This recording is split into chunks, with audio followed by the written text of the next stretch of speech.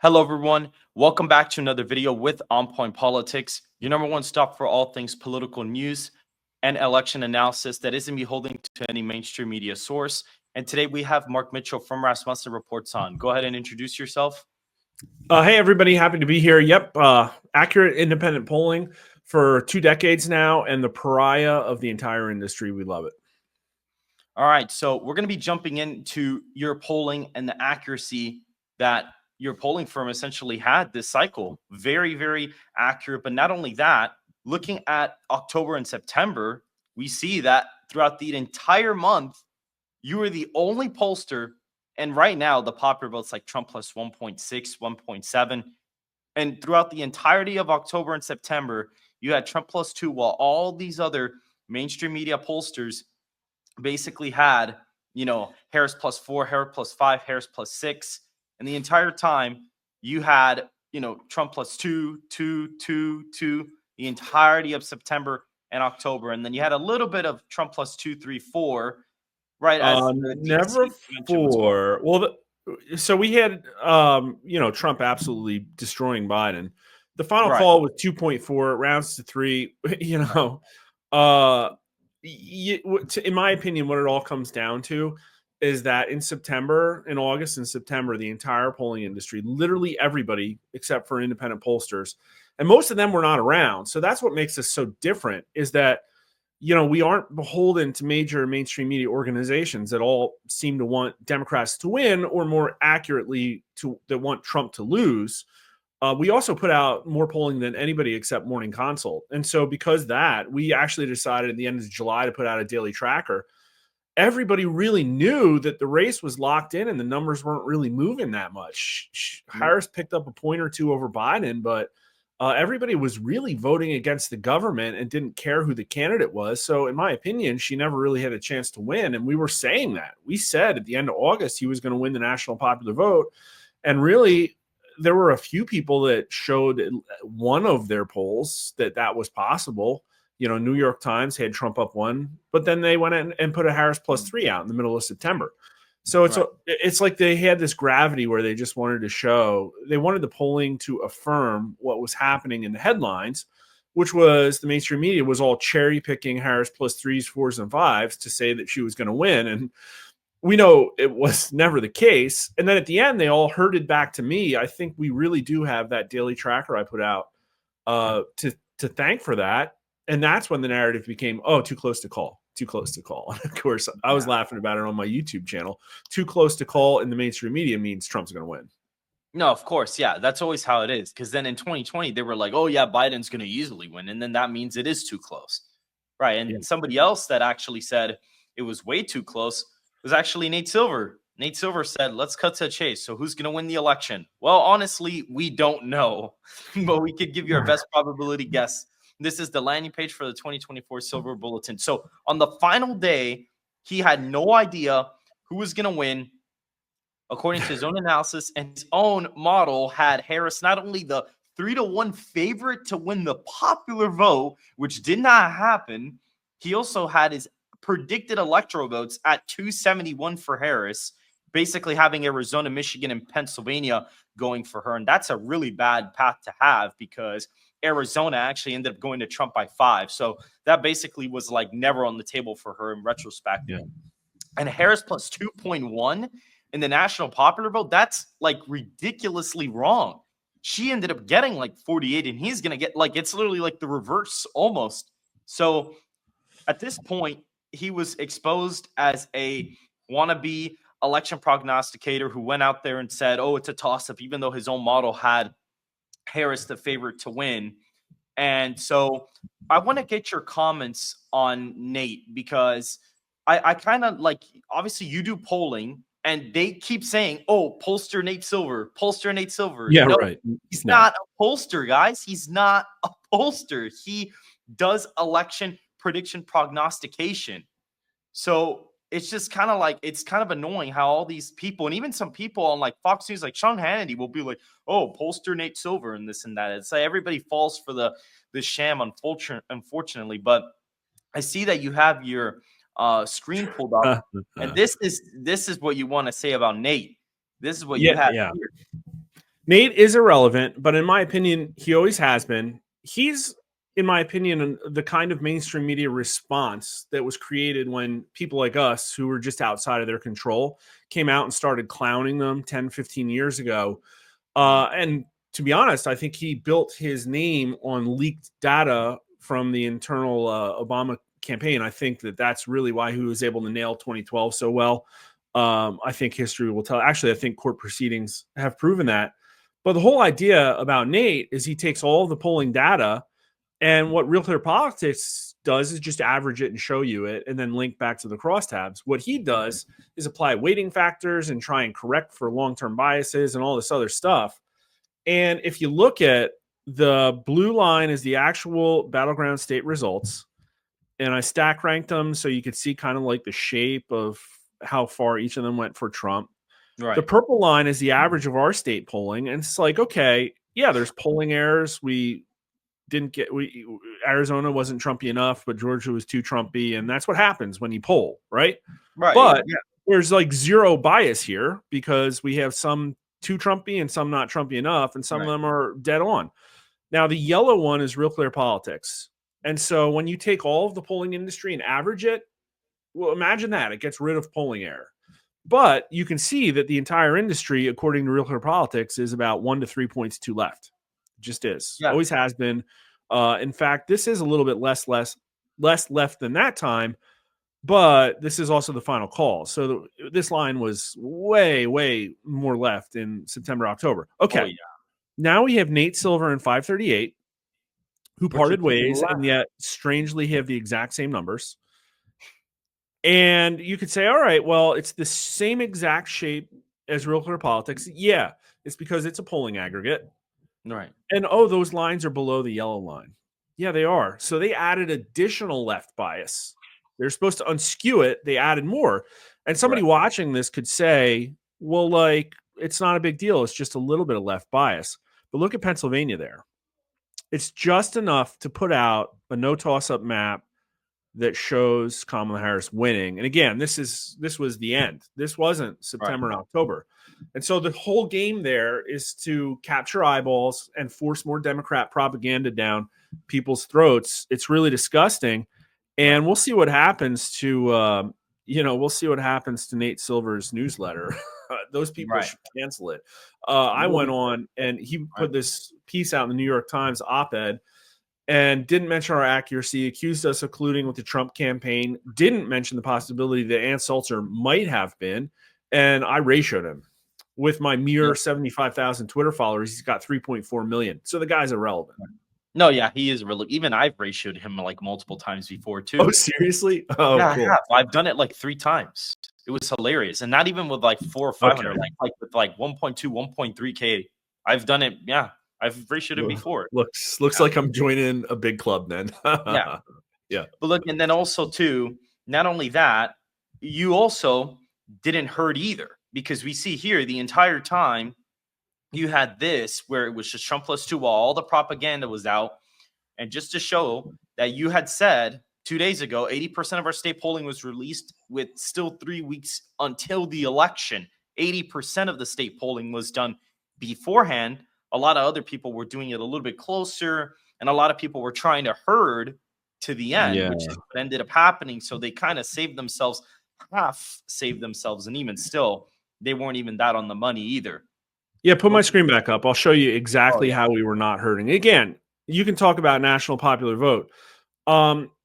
Here are our state numbers, same kind of chart, okay? And look at Arizona. Every one we put out in Arizona was 2. That's just what the number said. And the reason that I didn't get it as Trumpy as it should have been, this was our biggest miss. So we called everything for the right candidate except Michigan, which is essentially a toss-up, I think, within the margin of error. We got everything within the margin of error except Arizona. Now, why did I miss a right surge in Arizona? It could have been like the online panels weren't as reflective. Could have been I picked the wrong weightings. Haven't really gone back and done, a retroactive look yet.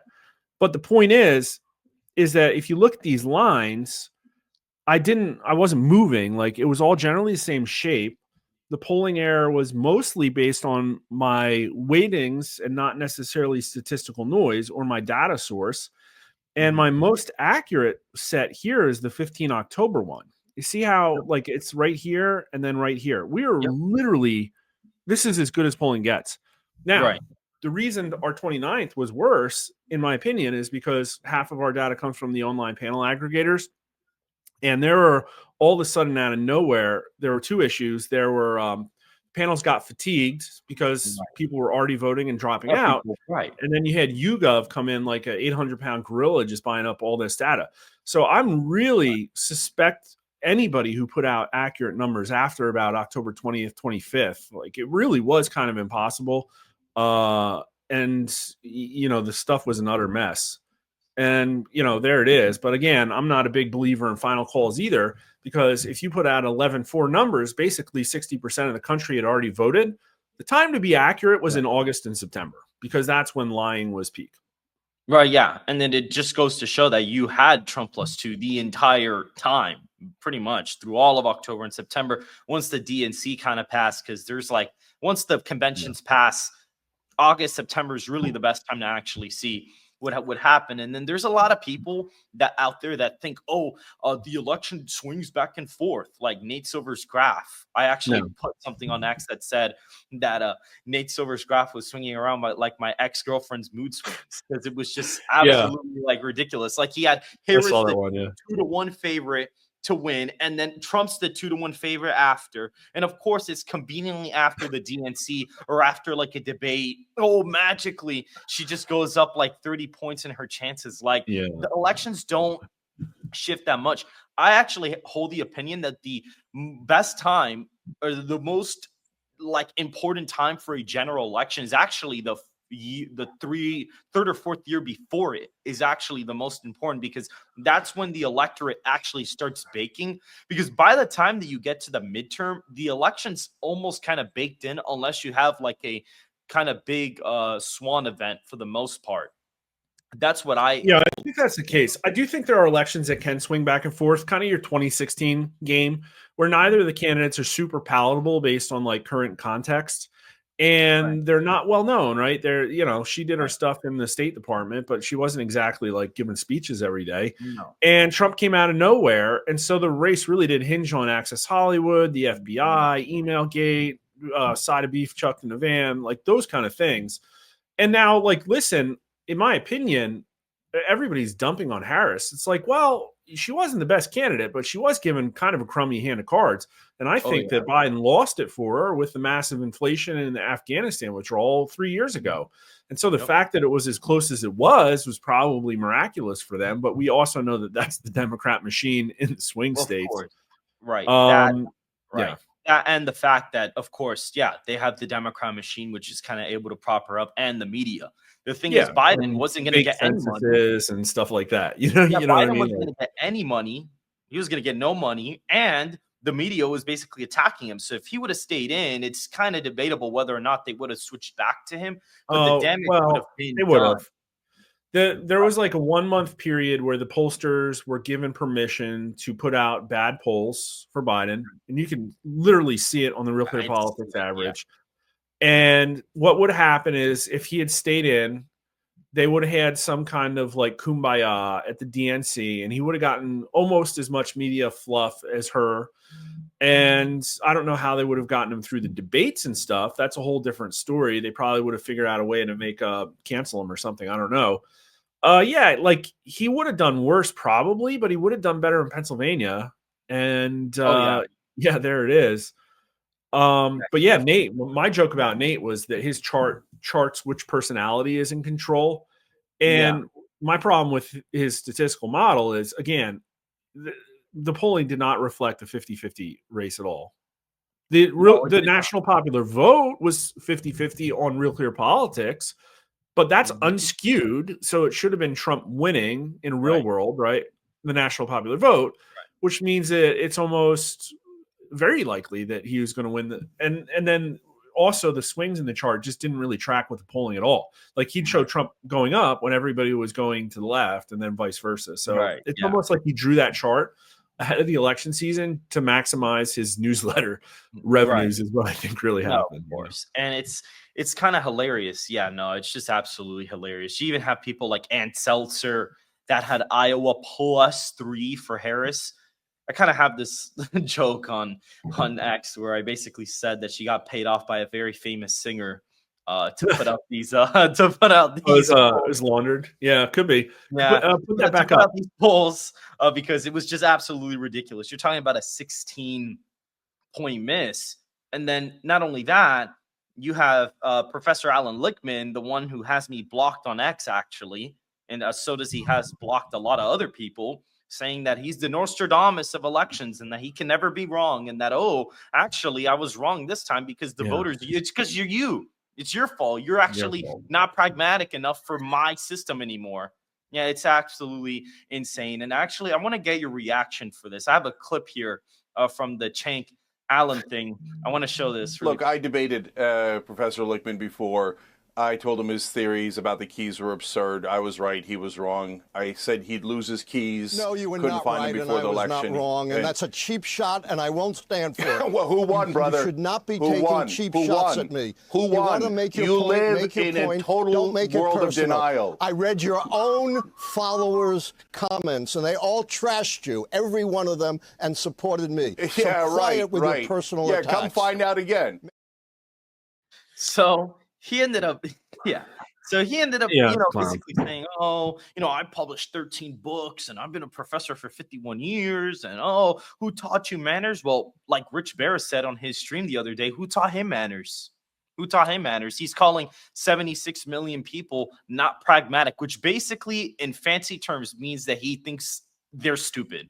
That's what he's saying. And so what is your reaction to that? Well, let me start with Ann, just because you showed that chart. That chart to me is kind of proof that she wasn't paid off. Maybe not proof, but my strong consideration.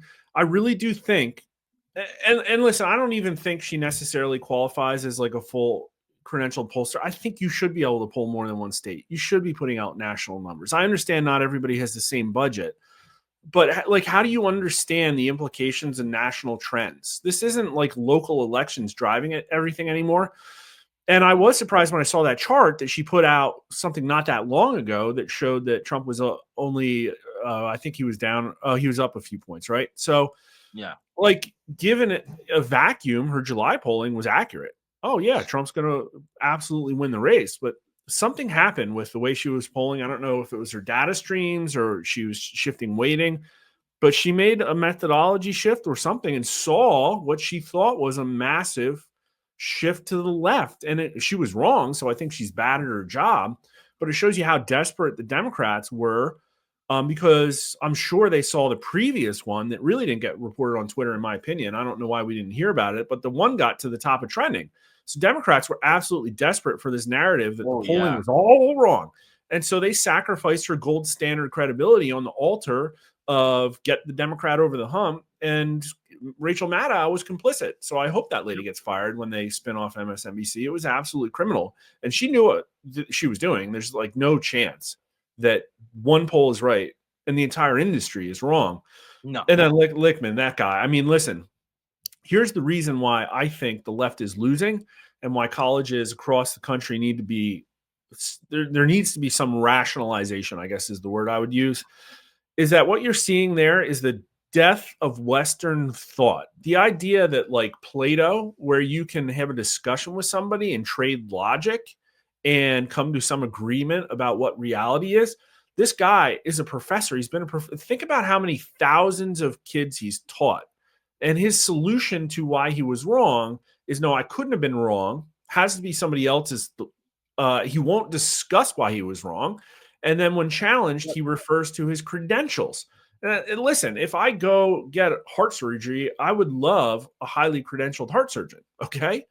But I'm not going to absolutely cede my own reasoning to somebody with credentials who obviously has created his own safe space. He's really a fragile guy. Like, I think he's probably representative of a lot of people across all of academia. And it's going to have major implications. We already know it's brainwashing many people, especially women under 40 are very susceptible to it. And it's destroying our media. It's destroying literally every institution that we have. And it needs to be attacked very vociferously. And the only way at this point I feel that we can get to these people is by ridicule. So I would tell everybody to follow Allan Lichtman, follow him over on Blue Sky, and just dunk on this man mercilessly, because the only hope he has is that maybe he'll have some introspection and change, be more objective. But his followers probably called this election better than him, using his own method. That's kind of sad. Oh no, yeah, I called it. Yeah, we were talking about that. Yeah. You could use his keys, and if you use them, not even to our own metrics, to his own. And I said this on the show with Valuetainment. In page 32 of his book from 1992, he explicitly says that the economy keys are based on the perception of the voter. That's literally what he says. And so if all of the polling has it like minus 30, minus 25 of the economy, and the Gallup polling has it like minus 28 as a confidence index, it's like, well, you can't have a strong short-term and strong long-term economy. I don't care what GDP says. Even Rich has talked about how they're lying about the government reports and how they have to revise down every single time during the Biden administration. So it's like, you can't, how does it, and even this is the thing too, how are you as a professor, if I were to write that exact same argument that he gave and I wrote it in a paper and gave it to him, he'd probably fail me. Yeah. It's like a logical fallacy to rely on your own credentials. Well, that's like absolutely ridiculous. Their like, entire honestly, movement's logical fallacies. It's an embarrassment that he's even representing. It's really it's really destroying the image of academia, because he's literally breaking a lot of basic rules of academia. You're supposed to be able to challenge people and get new conclusions, information. Rich talked about how he actually met him when he was like 20 something years old. And he asked, oh yeah, Allan, I heard that too. Yeah, Allan, hey, like, I just want to know, like, how do you factor the electoral college versus the popular vote? And the guy completely lost it on him. The college student could even ask him a basic question about the system that he supposedly professionally developed that goes back to 1860. It's just, I don't understand it. Now, let me see. There's two kinds of people in this world. There's people who, are willing to challenge their own reality, and people who aren't. And on Twitter, I don't think I've blocked a single person yet. And I'll engage in trolls, but all I've seen so far, listen, I want to be proven wrong so that I can get better. And all I've seen so far is logical fallacies and stuff, right? So the problem with Allan Lichtman is, I think part of what he wants to do is maintain his arrogant control over the dialogue. And if you wanted to understand the economic situation, well, there's pollsters for that. And yet I don't think he wants to relax his grip on people, so they're actually looking at the fundamentals of the race. But this was like back in April. President Biden has called his economic policy Bidenomics. If this year's presidential election is between Biden and Trump, will Bidenomics help Biden win or help Trump win? And it's like 46 to 27. Boom. That's rough. Only 51% of Democrats say it would help Biden win. Wow. And the independents were like 48 to 19. And it's black plus 4. Look at that. Black plus 4. That's really bad. Exactly. That's like absolutely abysmal. Look at the Hispanic voters. Yeah, 43 to 35 helped Trump win. Abysmal numbers. No, look, Mark, I'm gonna go ahead in here and say this on the show. I was the only person besides Gold Crown Politics the entirety of April, June, saying and in May saying that Trump was going to get like 340 plus electoral votes in the electoral college. I was the only one saying it, and your polling proved it, because you had Trump like +8, +9, +10 against Biden. Yeah. If you go back, there were a couple of people that confirmed that too. We didn't do state polling till July, so it was really hard to know like how much of that national popular vote really converted. I'll tell you, some of it is just response bias, because everybody was just like, people can't afford their houses, and so they're going to pick up a phone, and that's what we're going to get. So we knew the race would tighten. It was always just a question of how much. But yeah, it looks like they got rid of some of this stuff. But we were putting out, like you said, Trump +7, Trump +8. And like Bloomberg put out a Trump +9. I think CNN had a Trump +8 or 9. Like this is, again, in March, April. But of course, there could have been some response bias, but clearly Biden would have not won. I don't think he would have won Virginia. I don't think he would have won Minnesota. I don't even think he would have won Maine or New Hampshire. New Mexico, he would have lost, I think. Yeah, I think he would have lost New Mexico too. I think it would have been really bad. And I think New Jersey could have actually really been a problem. I had even said during the debate, during my live stream, that New Jersey's now a toss-up, and everybody was like laughing at me. Like, what are you talking about? And then it was funny because then after the debate, everybody was like, oh, now Trump's going to get 330, 340. I'm like, no, even before the debate, he was still going to get 347, 345. But the debate was so bad that I basically was like, guys, New Jersey's like a toss-up. And even there was like an internal that had like a Trump +1 out of New Jersey, which was absolutely crazy. Here's the problem. Like, so I'm looking back, and we had a March 31st that was Trump +8. And it's like realistically what I think would have happened if he had stayed in is I think we would have applied recall vote. We weren't using it yet. And it really would have been a Trump plus probably 6 in that sample. And then it would have narrowed to a Trump +4 or 5. But then literally take all the state polling and add 2 points to it, and then that's where we're at. Like New Hampshire definitely would have flipped. Virginia would have been within the margin of error. And that's before you even consider like what happens when this guy gets up on stages and stuff. Yeah, that's the thing too. And Biden was weaker with black voters than Harris was. Harris is actually relatively weaker with Hispanic voters. That's what I noticed. Relatively, of course, he was going to perform worse than her, but like if you had to compare which group are they relatively better with, Biden was relatively better with Hispanics than she was. So that's what really messed her up in Arizona. Oh, I just found something. Hold on. This is beautiful. Let me put it up. I think this is this what I think it is? Let's see. This is the Biden polling right here. Is that what I think it is?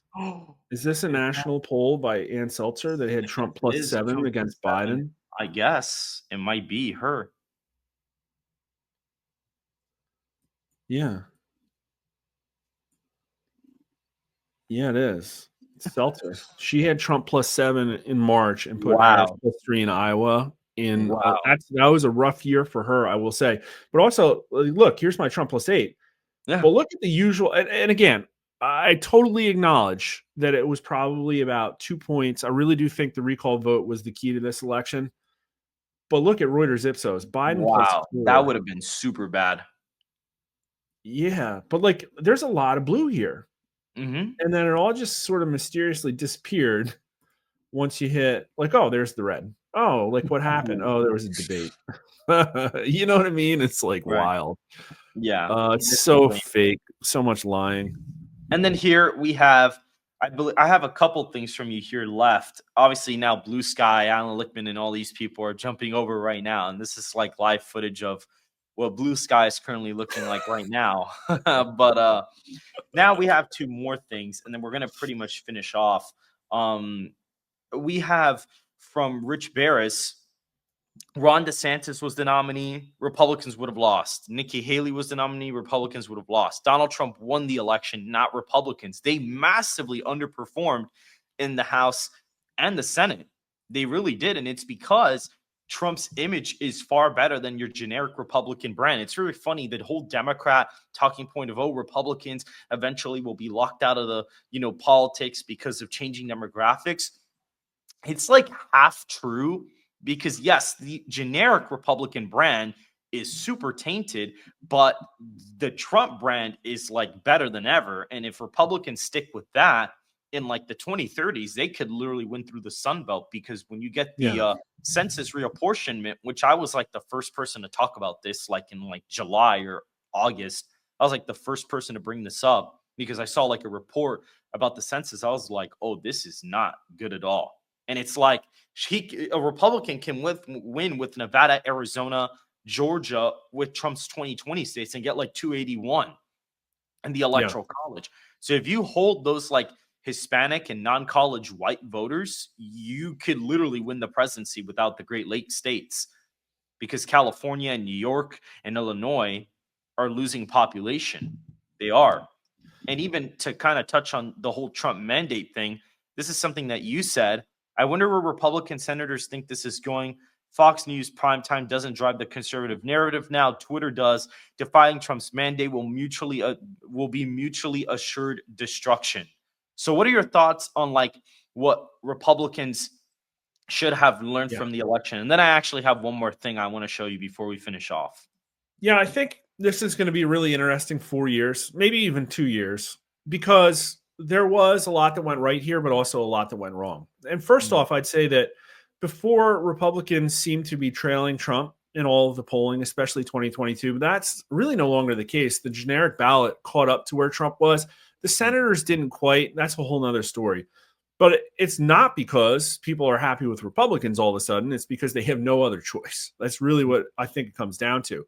Now, the problem is the complete asymmetry in that if you look at the 2020 race, compare it to today, the entire country moved like 6.2 points to the right, but Republicans have only picked up 1.4% of representation in Congress. That's a really big problem.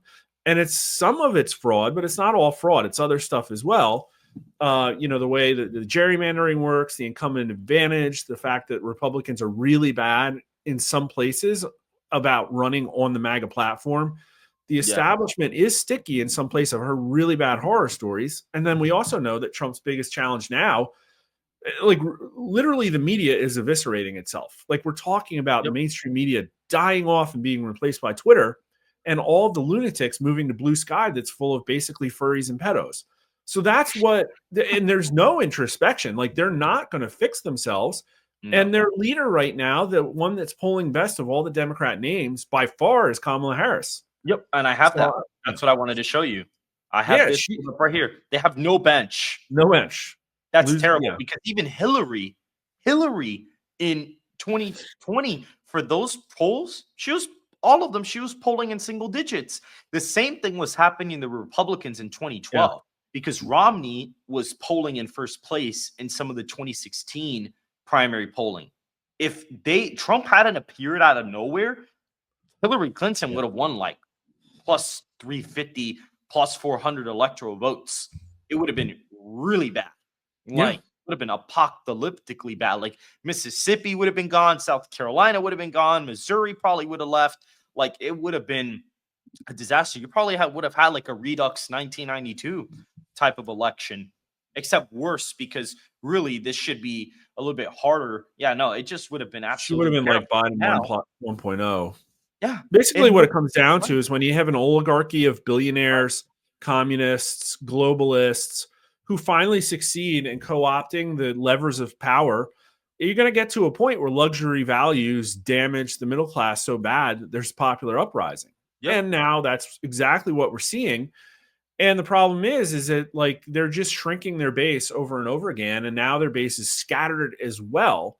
And so the only way I think they have out of there is for somebody with enough charisma, but also the believability, the history of not having lunatic votes to come in and say, we're going to moderate the platform. And they just can't do that because along with moderation comes accountability. That's the main problem. And he asked me 10, 15 years ago, I would have said, the left is radical. It's ideological. I do not think that anymore. I literally think it's self-preservation. They're destroying the country for self-preservation. And it's really sick. And they are on the ropes right now. I think Trump's biggest enemy is establishment Republicans in the Senate. Yep. And he has a mandate. And we don't even need to talk about the polling of the election. We can talk about, we just asked, are Trump's early cabinet picks, like how do you rate them? And Republicans, 83% say good or excellent. So they want these people approved. Yep. And, I think Republicans are probably scared of accountability as well. And so ultimately, I think this is Trump's to lose. He's got all three branches of government. He's going to get fought every way, and we're in for a period of massive change and chaos. And I think that Twitter is going to be shaping. It's going to be the arbiter of what comes out of that. Yep. And that's wild. It's new, and I don't know. It's a whole new paradigm, and I don't know what the implications are for public opinion. No, the 2028 presidential election is going to be very interesting because I actually hold the belief that election may not be very close either, just because by then X would have probably established itself as a major news platform. Mainstream media is going to be more irrelevant at that point. And when you really look at the Democrat bench, you have Kamala in first place, then you have Gavin Newsom, who's the governor of California. I know people that I tell them he could be the nominee probably, and they go, "Ill, the governor of California," and they don't even know anything about politics. They don't even care if he's a Republican or a Democrat. Yeah, They they have just don't nobody. even like that. And then after that, Josh Shapiro, yeah, he's there. And, people say that, oh, he's so great in this and that. But him being Jewish, unfortunately, alienates a lot Yeah, of it the seems base. like a handicap. 100%. And he's got a lot of skeletons in his closet, more than most people. Like, if those things come out on the national level, it's not great. And he's not even that tall, which optically just doesn't even help him. He's like Well, 5'6". he's just got to wear boots, dude. He's got to get the special made boots. He's in gonna there. pull the DeSantis. He's like, But oh, you wouldn't know about DeSantis. I forgot about that. Yeah. No, He never had a chance. No, Yeah. he would have not won the Rust Belt for the life of him, and he would have not done it. And you have people like Rufus saying, "Oh, DeSantis would have done better than Trump." Oh yeah, okay. And then now they're like, "Oh, Trump's mandate. You see the popular vote? You see this? You see, Obama +7, not Trump +2. Oh, it's not a mandate." But what they don't understand, and this is why the mainstream media is very dishonest, is the electorates are different. So it was easier for landslides to happen back then. And then on top of that, they're completely ignoring that Trump has been impeached twice. He's been prosecuted from the courts. He's had the mainstream media completely against him. He had January 6th, and then he still won all the swing states and got 312 and won the popular vote by almost 2 points. So my theory of the case is that people don't necessarily love Trump. A lot of people do. But what people love is the MAGA agenda paired with Trump because they know Trump is the most loyal person to carry it out.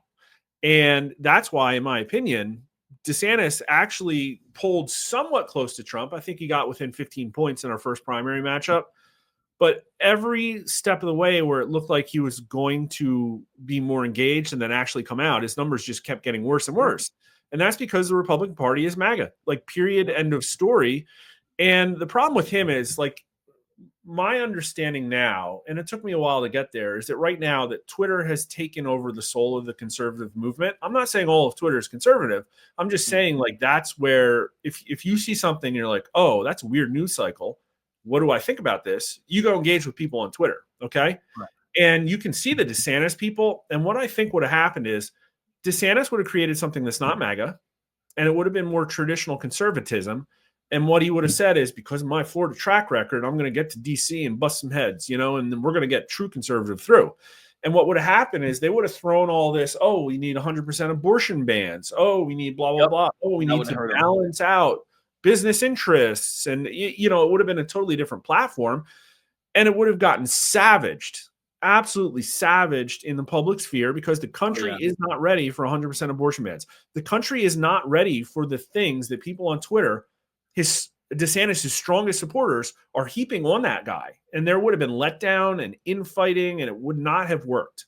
So I don't think he has a future anymore now. It's like, no, he doesn't. Yeah, he's like, okay, great. You're a good governor of Florida. What's your next step? You're going to get eaten alive in the primaries.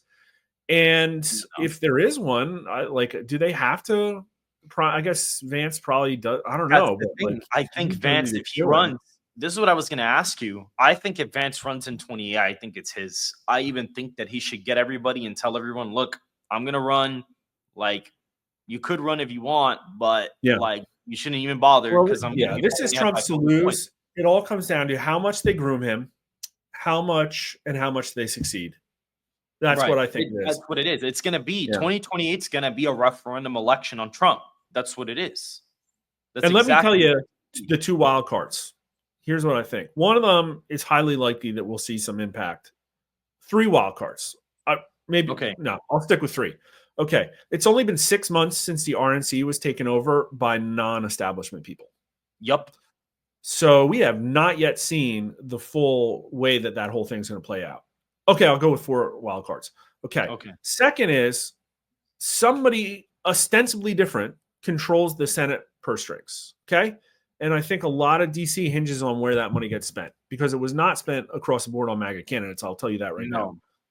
Okay. Number 3 is I think the big one is that I know from talks, I don't know what it's going to be called, who's going to lead it, how it's going to look at all. but I know that there's discussions behind the scenes about an election integrity commission of some kind. Okay. If that has teeth, that's going to be huge because the entire country moves 6 points to the right. The battlegrounds move 2 points, and Fulton County moved left. Detroit didn't move at all. So the battleground blue population centers are highly resistant to electoral shifts, let's just say. Yeah. And then the fourth is kind of the wild card. I know there's also discussions about this. I don't know how serious they are, what it would look like, if it's possible. But there's a really good piece out by Seth Keshel that talks about how the 2020 census being inaccurate cost Republicans about 15 points of representation. In my opinion, that makes almost all up of the pickups that we should have had down ballot. And so if you say, well, Trump's going to come in and just aggressively deport people, there should probably be some kind of reassessment of that census. Was it above board? Was it accurate? Did it actually? And I know Trump was doing with his previous census pick, trying to look at that kind of thing. I know that they were talking about trying to count how many illegals were there and stuff like that. That could blow up huge and maybe have ramifications on 26, maybe. I don't know if it happens fast enough. Right. Yeah, it depends. Yeah, those are the big wild cards. Because, yeah, you're right. If we get the census reform, the election integrity, and then Vance runs, I don't know. Yeah. I think at that point, I think either Kamala or Newsom would probably be finished, depending on how Trump governs. Because if he's not popular by the end of the administration, then that's when things get a little bit shaky. But even then, I still think a Vance could still beat Kamala Harris or Gavin. It just won't be like a 10-point popular vote win. Yeah, I'm looking at the 26th Senate race. This is probably what it'll come down to. You know what I mean? Like that's and the 2026 Senate races are kind of boring. There's like no toss-ups. It's just Michigan, Georgia, North Carolina, and Maine. Those are like Ossoff could be a pickup, right? I'm not seeing any that look like right, but like that's it though. It's just Michigan. Maybe if New Jersey continues to move right, maybe something will happen with the governorship next year, which me and SoCal Strategies, we believe that the Virginia governorship is actually going to be to the left of the New Jersey one, and that one could actually be really competitive. So we'll have to wait and see. But I know the guy that ran the Chitterelli campaign, so I probably got to connect with him at some point. Yeah. I honestly, I kind of hold the belief that 2028 right now, I think that Vance would be the ultimate favorite to win the presidency right now. And that's if he runs. If he doesn't run, then there's going to be a big dogfight in the primary. Yeah. And then we'll have probably stop calling people within the movement mouth breathers on Twitter, though. Like there needs to be a little grooming. Yeah. You know, that was not good. But that's the only thing I would say. I think he made a mistake. I think he is amazing on the debate stage. I think he represents a very different kind of communication for the MAGA movement, which has a lot to like about it. Oh, no, yeah, 100%. He's very, he came out more popular than Trump in the CNN exit polling. I don't know if you saw that. Trump's like at 46 and he was at 47% nationally. He's literally more, according to that, he was more popular, which I even found, because obviously CNN exit polling, not 100% accurate. But the fact that Vance came out more popular than Trump is pretty astounding. Yeah, that's like somebody so who'd you vote for? What do you think of Trump? There's gonna be people that say oh no, I don't really like Trump that much. You know, that's what it comes down to. In the polling going in, I didn't have him doing bad. I had him close to Trump, and Waltz was the worst of the four, believe it or not. But yeah, I still had Trump up a point or two. Yeah. And then it's so funny. Yeah, you have all these ex people that are like, oh, Walz would have done better than Harris. And I'm like, oh, right. Yep. Yeah. You wait until, oh, man, that would have been really bad. Really, really bad. That would have been horrible. Creep factor was not a good friend. Yeah. But I think we're going to end it off here. Thank you for joining the show once again, Mark. I really appreciate it. If you guys did enjoy this video, make sure to hit the like button and to subscribe if you want more content just like this. Any closing comments? No, it's going to be a wild 4 years. We're probably going to change our format soon. I don't know if we're going to do live stream once a week or a podcast or answer questions. But right now on Rasmussen_poll on YouTube, we do 2 or 3 videos a week where we do 15 minutes into true public opinion. And that's what's going to be most important, because I think the voters really are going to be grading Donald Trump this time out, not the mainstream media. And that's kind of new. And it'll be interesting to see, because we're in store for a lot. Fights within the Republican establishment, maybe an economic implosion. You know, it might get stormy before we come out on the other side in fields of green pasture. So come over and follow me if you want to see that kind of stuff, or hit me up on Twitter. And thanks again for having me here. All right. Really, thank you so much, Mark. Yeah. Thank you very much. Yeah. Right. Very, very productive. Always fun. Yep. Your screenshots are always the best to talk about. If you enjoyed this clip from the podcast, hit the like button and subscribe for more content just like this.